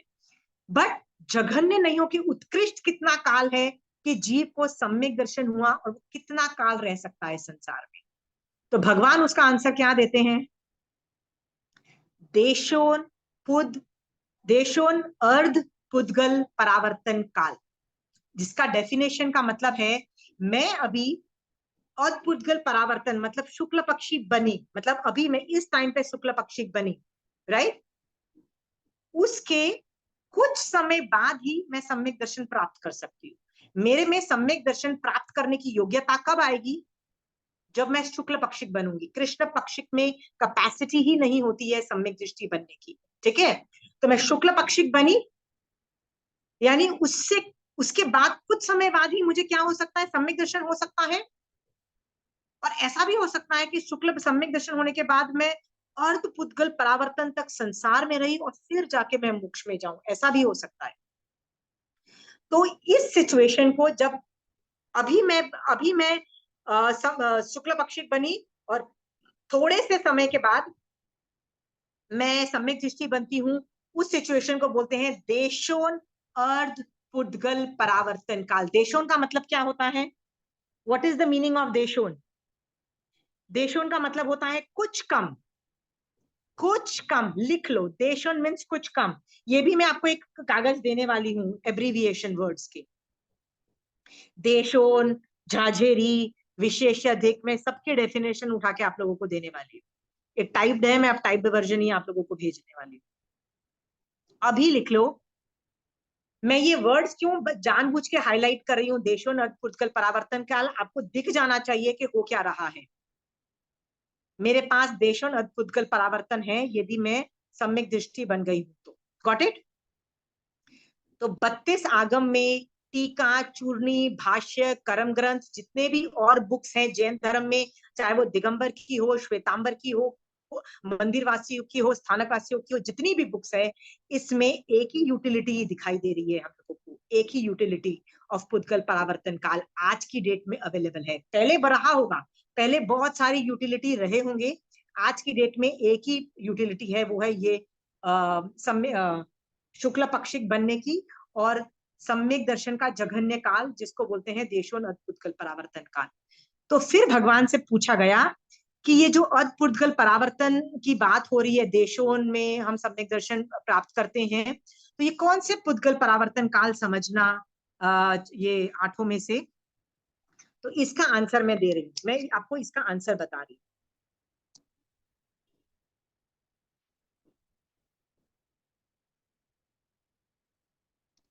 देखिए, सूक्ष्म में 4 है, ठीक है? अभी इसमें डिफरेंस ऑफ ओपिनियन है। रामगुरु के जो संघ है वो लोग बोलते हैं कि जब ये बात हो रही है पुद्गल परावर्तन काल, तब सूक्ष्म क्षेत्र पुद्गल परावर्तन काल समझना। ये कौन बोल रहा है? रामगुरु के संघ बोल रहा है। ज्ञानगज क्या बोल रहा है? ज्ञानगज द्रव्य सूक्ष्म पुद्गल परावर्तन के अंदर 7 तरह के द्रव्य से हैं। उनमें से सबसे बड़ा वैक्रिय द्रव्य पुद्गल परावर्तन काल है। जो सबसे बड़ा वैक्रिय पुद्गल परावर्तन काल है उसको ले रहे हैं ज्ञानगच्छ वाले मोस्ट प्रोबेबली के जब अर्थ पुद्गल परावर्तन की बात हो रही है तब किसकी बात हो रही है?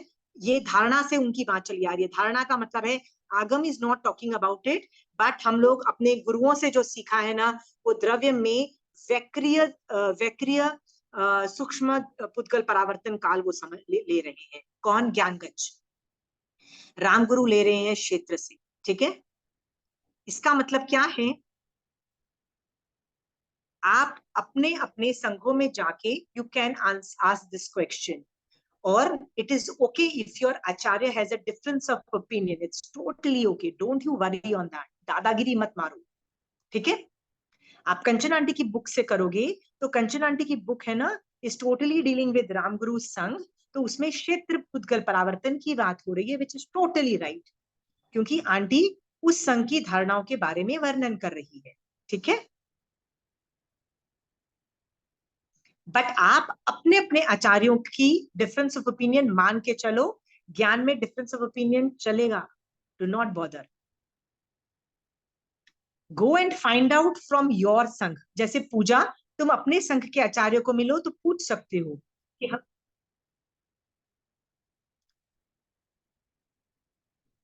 पूजा तुम अपने संघ के आचार्य को पूछ सकते हो कि मेरे संघ में कौन सी धारणा चल रही है, और तुम उसको लेके आगे बढ़ो, ठीक है। Are we very clear? एक ही यूटिलिटी है, एक ही यूटिलिटी है, इसलिए पहले मैंने पूरी यूटिलिटी को समझाया। क्या समझाया? कि पुद्गल परावर्तन में शुक्ल पक्षिक बनता है, और देशों परावर्तन में का मैक्सिमम टाइम है सम्यक दर्शन मतलब प्राप्त करने का, मतलब संसार में रहने का टाइम, ठीक है। और कोई यूटिलिटी आज की डेट में अवेलेबल नहीं है, पहले जमाने में रही होगी फॉर श्योर, आज हमारे पास इंफॉर्मेशन नहीं है। तो आप बोलोगे कि इतने बड़े टाइम फ्रेम को सिखाने की जरूरत क्या थी? तो कहीं जगह कंपैरिजन करने में ये पुद्गल परावर्तन यूज होता है, क्योंकि ये पुद्गल परावर्तन बहुत बड़ा चीज है, इससे बड़ा टाइम फ्रेम नहीं है। पल्लोपम सागरोपम तो कुछ भी नहीं है, इसके सामने बेबी वर्जन है पल्लोपम सागरोपम। पल्लोपम सागरोपम के बाद काल चक्र आता है, अनंत काल चक्र में जब होते हैं तब पुद्गल परावर्तन, एक पुद्गल परावर्तन होता है। और आपने और मेरे जैसे जीव ने कितने पुद्गल परावर्तन अतीत काल में किए हैं? सूक्ष्म की बात हो रही है, सूक्ष्म पुद्गल परावर्तन कितने किए हैं? अनंत। नहीं, अनंतानंत। आगम क्या बोल रहा है? अनंतानंत वर्ड यूज कर रहा है। आप अच्छे तरह से वर्ड यूज करो। डाला पाला जो सीख चुका है ना, वो ऐसे वर्ड्स नहीं यूज करता है, अनंत वर्ड यूज नहीं करता है, ठीक है। See I am showing you in the आगम।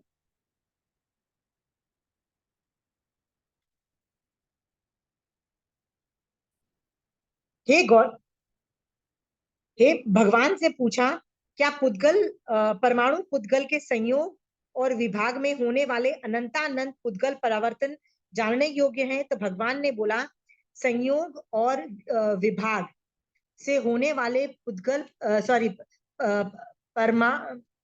परमाणु पुद्गल के अनंतानंत, अनंतानंत का मतलब क्या है? आठवां अनंत पुद्गल परावर्तन जानने योग्य है। ये अनंतानंत जहां भी वर्ड आता है ना, मैंने यहाँ पे लिखा है, each time in this topic whenever अनंत is used it is mentioned, it is 8th अनंत टू बी टेकन। 8वां अनंत को प्लीज ले लो, ठीक है।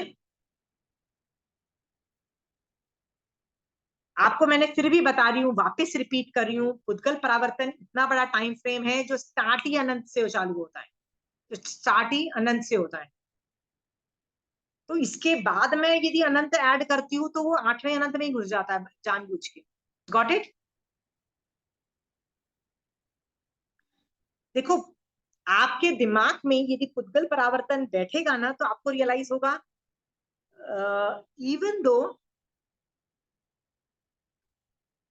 उपमय काल में, उपमय काल का मतलब है जिसकी व्याख्या नहीं की जा सकती, एक तरीके से देखा जाए तो, अनेकांतवाद से देखा जाए तो वो बहुत बड़ा टाइम है।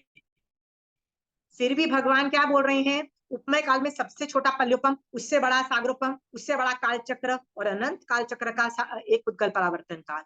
आपने और मैंने कितने पुद्गल परावर्तन किए हैं? अगेन सवाल। रिंकी दीदी अनम्यूट करके बोलिए। अनंतानंत। अनंतानंद, which proves कि there was no beginning of time, there was no beginning of time, ठीक है। हर धर्म हम उत्पत्ति का स्थान बता रहा है, उत्पत्ति मतलब हिंदुइज्म भी बता रहा है, चारवाक, सांख्य, मीमांसा, सब लोग उत्पत्ति, हम लोग कैसे उत्पन्न हुए, क्रिश्चियंस भी बता रहे हैं, मुस्लिम्स भी बता रहे हैं, ज्यू, सब लोग, हर इंडिक रिलीजन से लेके सारे रिलीजन उत्पत्ति स्थान बता रहे हैं कि कैसे जीव उत्पन्न हुआ। डार्विन भी, डार्विन मतलब साइंस भी, बायोलॉजी भी किसी न किसी तरीके से उत्पत्ति स्थान बता रहा है। टाइम से क्या बता रहा है? देयर इज नो उत्पत्ति स्थान। कभी हम नहीं थे, या इस लोक में 6 द्रव्य नहीं थे, ऐसा टाइम नहीं था, राइट। 8वें अनंत का ये समझना। अब एक और तरीके से सवाल पूछा जा रहा है आपसे, मैं फ्यूचर में हर जीव, मतलब अलग अलग तरीके के जीव है ना, सारे जीव क्या पुद्गल परावर्तन काल करेंगे? हर जीव, मतलब एक जीव की अपेक्षा नहीं मैं पूछ रही, सारे जीव, सब लोग, मतलब दूसरे जो लोग हैं, क्या पुद्गल परावर्तन काल करेंगे? प्रमिला जी कहते हैं हाँ, तो फिर कितने पुद्गल परावर्तन काल करेंगे? अनंत अनंत। वेरी गुड, 8वां अनंत, विच प्रूव्स कि फ्यूचर का भी time is not, there is no full stop, मतलब देयर इज नो एंड। जैसे हम लोग बोलते हैं ना कि देयर इज मतलब सर इंग्लिश के वर्ड्स में बोल ही नहीं पाती हूँ, मतलब एक टाइम होता है वेयर द दुनिया खत्म हो जाएगी, राइट। जैसे मुस्लिम्स और क्रिश्चियंस भी बोलते हैं ना कि एक टाइम आएगा जब दुनिया खत्म हो जाएगी। जैन धर्म ऐसा नहीं बोल रहा है, जैन धर्म कभी नहीं बोल रहा है। आप लोग बोलते हो ना कि टाइम आएगा कि the world will end, right. Christians, मैं क्रिश्चियन फ्रेंड से मिली, वो कहता है we have a dedicated section for people researching on end days, मतलब टाइम खत्म होने वाला है और एंड डेज में क्या होने वाला है उस पर स्टडी कर रहे हैं, और बोलते हर बार बोलते हैं अभी आने ही वाला है, बस अभी एंड आने ही वाला है, बस अभी एंड आने ही वाला है, and let us prepare for that. और मुझे बोलता है Ashima you should prepare for and times. मैंने कहा भाई जैन धर्म तो एंड टाइम्स को मानता ही नहीं है भैया, नहीं है एंड टाइम, ठीक है। Are we very clear? मैं दूसरे धर्मों से जैन धर्म की तुलना कर रही हूँ, we are saying there is no end. Are we very clear? हाँ, क्योंकि ये काल चक्र है। चक्र का मतलब क्या होता है? Circle, circle doesn't have a वो लोग उसको एंड, मानते होंगे। रिमेंबर। 6 आ रहा जो हाँ, क्या प्रमिला जी नहीं सुनाई दिया? प्रमिला जी बोलिए। जो 6 आ रहा स्टार्ट होगा ना, 6 आ रहा, तो उस हाँ, समय कहते हैं ना वो वर्षा वर्षा होगी और सब खत्म हो जाएगा, उसको बोलते होंगे वो लोग ठीक कि है तो खत्म क्या हो जाए। प्रॉब्लम है बताइए ना, मुझे समझ नहीं कोई आता है। प्रॉब्लम नहीं है।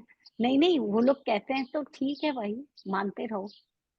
जैनिज्म भी इसको हम मानता ही लोग तो है। मान रहे हैं ना कि वो होगा, और हाँ वो हाँ हाँ, के जीव रूप में, मतलब बिलों में रख लेंगे, वो लोग राइट, इसी को राइट। सोचते सो होंगे ये कि नॉर्मल है। एंड हो जाएगा सब, तो ठीक है, कोई बात नहीं। नहीं, क्रिश्चियंस लोग एंड टाइम्स तो अभी मान रहे हैं, विद इन 100 years और भी कम, वो बोलते हैं अभी आने वाला है। That the friend of mine was telling me and games, he is doing a big research on 18,000 Christianity. तो कुछ भी नहीं होने वाला, आप उसके बाद गूगल करो बोलते हैं। End times according to Christianity, अरे बाप रे क्या क्या वो थियरी सुना देंगे तुमको।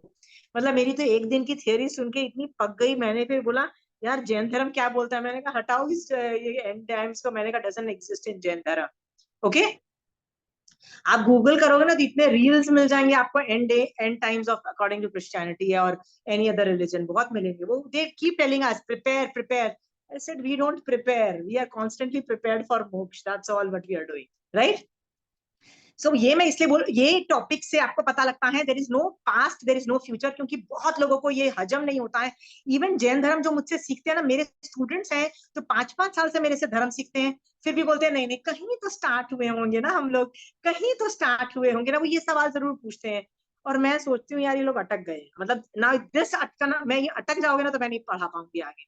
हम कहीं बिगिन नहीं किए थे और हम कभी एंड नहीं करेंगे, ये पुद्गल परावर्तन काल बोलता है, क्योंकि हमने अनंतानंत पुद्गल परावर्तन कर लिए, और हर जीव करेगा। उनमें से कौन नहीं करेगा? जो मोक्ष में जाने वाला है ना वो नहीं करेगा, बस जो मोक्ष में जाने वाला है। तो मान लीजिए मैंने यदि सम्यक दर्शन की स्पर्शना की है, तो मैं अर्थ पुद्गल देशों अर्थ पुद्गल परावर्तन में मोक्ष चली जाऊंगी, बट नेचुरल है तो मैं पुद्गल परावर्तन नहीं करूंगी। तो ऐसे ही लोग जो मोक्ष जाने वाले हैं ना, जो निकट भवियां ये सब हैं, वो नहीं जाएंगे, बाकी सब तो जा रहे हैं। बताइए, मैटर एंड्स। हाँ, और कोई सवाल है तो पूछिए। अब मेरा पुद्गल परावर्तन का टॉपिक मैंने फिनिश कर दिया। इस पे मैं अगली क्लास में कुछ वैराग्य के रिलेटेड इस टॉपिक में, इसमें ना वैराग्य आप बहुत आराम से क्रिएट कर सकते हो। मैग्नीट्यूड तो समझ में आ गया कि यहाँ पे हमने अनंत से स्टार्ट किया था एंड वी एंडेड विद अनंतानंत, राइट, ये समझ में आ गया आपको, राइट। ये हाईएस्ट टाइम फ्रेम है उपमय काल का, हाईएस्ट टाइम फ्रेम है, ठीक है। इसके सामने पल्योपम तो चीटी दिखाई देता है, मतलब एक हाथी है तो एक चीटी दिखाई देता है, समझ गया, पल्योपम चीटी दिखाई देगा, ठीक है, चीटीस का भी बच्चा दिखाई देगा, ठीक है, ये भी समझ में आ गया। अब इसको बैठ के टाइम फ्रेम को बैठ के वैराग्य ला सकते हो तो ले आओ अपने ज्ञान में, ठीक है, ये आपके ऊपर मैं छोड़ देती हूँ, I leave it to you, क्योंकि टाइम को देख के भी वैराग्य आता है, ठीक है, कि आपने इतने टाइम से आप अनंतानंत पुद्गल परावर्तन से आप रुल रहे, राइट, इतने जीव मोक्ष में चले गए, आप भी जा सकते थे, पर बैठे हो आप और मैं यहाँ पे, इसका मतलब क्या है, what are we saying, somewhere we are messing it up very badly, right, और अभी भी हम नहीं चेते, अभी भी नहीं सुधरे, अभी भी पुरुषार्थ करके हलुकर्मी नहीं बने, यदि हलुकर्मी नहीं बने तो बेटा चिंता ना करो, अभी भी जो बोलता है ना टाइम नहीं है मेरे पास धर्म के लिए, उसके पास बहुत टाइम है, पुद्गल परावर्तन तो क्या उससे भी ज्यादा टाइम है बेटा, ठीक है, अनंतानंत पुद्गल परावर्तन बाकी है जिसके पास टाइम ही नहीं है धर्म करने का, ठीक है, डिसाइड आपको हलुकर्मी बन के तीसरे भव में, if you are not targeting that, right, there is no future, are we very clear, there is no future, right, ये सोच करके प्लीज उत्साह बनाओ और जैन धर्म में लग जाओ, जैन धर्म करने में मैक्सिमम चारित्र करके हलुकर्मी बनना, दैट्स आवर टारगेट। अगली क्लास में मैं इस पे कोई डाउट्स है तो प्लीज सवाल करिएगा, भाव पुद्गल परावर्तन समझ में आ जाए तो वेरी वेरी गुड, क्योंकि मैं उतना काम नहीं कर सकी आप लोगों के लिए, I am very sorry, but I am sure आप लोग मेरे से बेटर शिवक्षम कर पाओगे, राइट। अगली क्लास में मैं कुछ और वैराग्य के टॉपिक्स डिस्कस करूंगी और कुछ ऐसी चीजें बताने की कोशिश करूंगी जो माइंड ब्लोइंग डेटा है, सिर्फ डेटा है, ठीक है, और वो डेटा आप काम में लगा सकते हो, ठीक है। एक दो टॉपिक मैं और आप लोगों को देना चाहती हूँ, थोड़ी इंफॉर्मेशन थी वो लिख लीजिए, अगली क्लास में विल डिस्कस।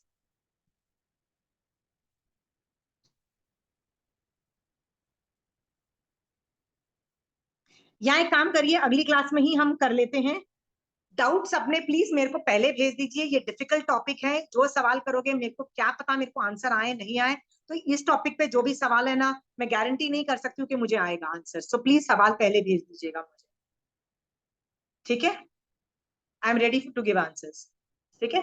चलिए, माँ स्वामी भगवान आपकी आज्ञा से चत्तारी मंगलम, अरिहंता मंगलम, सिद्धा मंगलम, साहू मंगलम, केवली पनतो धमो मंगलम, चत्तारी लघुत्तमा, अरिहंता लघुत्तमा, सिद्धा लघुत्तमा, साहू लघुत्तमो, केवली पनतो धमो लघुत्तमो, चत्तारी शरणम पवजामि, अरिहंते शरणम पवजामि, सिद्धे शरणम पवजामि, साहू शरणम पवजामि, केवली पनतो धमो शरणम पवजामि। जय जिनेन्द्र।